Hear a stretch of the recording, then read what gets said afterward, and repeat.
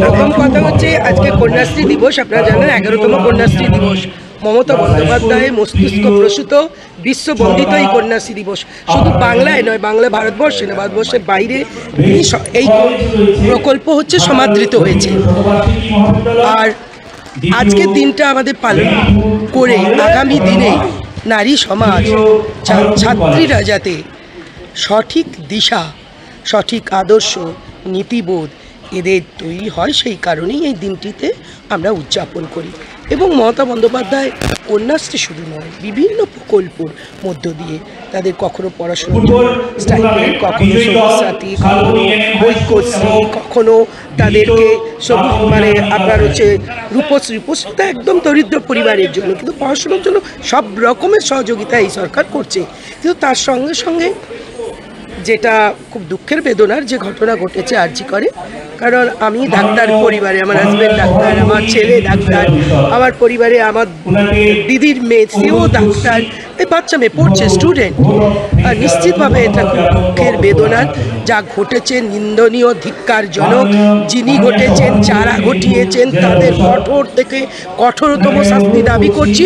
তবে মানে খোলা জলে যারা খোলা জলে মাছ ধরার চেষ্টা করছেন তাদেরকেও বলি নিশ্চিতভাবে প্রতিবাদ করুন।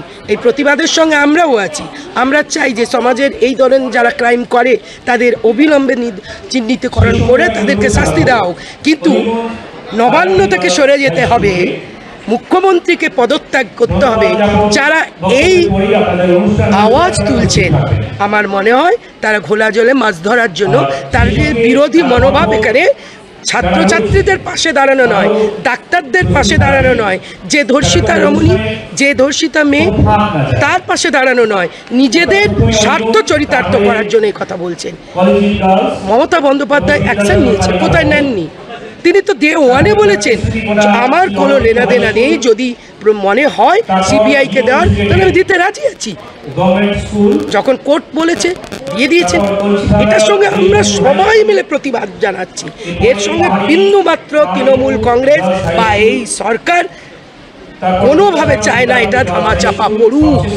যারা উৎসাহ করছে, মমতা বন্দ্যোপাধ্যায়কে বলছে আজকে রাত্রিতে মহিলারা রাস্তায় নামুক না, রাত্রে কেন, দিনে নামুক না, মোমবাতি মিছিল হোক না, প্রতিবাদ হোক না, সবটাতে আমরা রাজি। কিন্তু তার সঙ্গে সঙ্গে একটা কথা বলা হচ্ছে যে নবান্ন থেকে সরিয়ে দিতে হবে, মুখ্যমন্ত্রীকে পদত্যাগ করতে হবে, কালকে 15 আগস্ট লাস্ট জাতীয় পতাকা তুলবে। এটা বড্ড নিন্দনীয়। আমার মনে হয় শুভবুদ্ধি সম্পন্ন ভারতবর্ষের মানুষ, বাংলার বুদ্ধিজীবীরা, শুভবুদ্ধি সম্পন্ন মানুষ যারা এটার পাশে দাঁড়িয়েছে তারা নিশ্চিতভাবে এটা প্রতিবাদ করবে।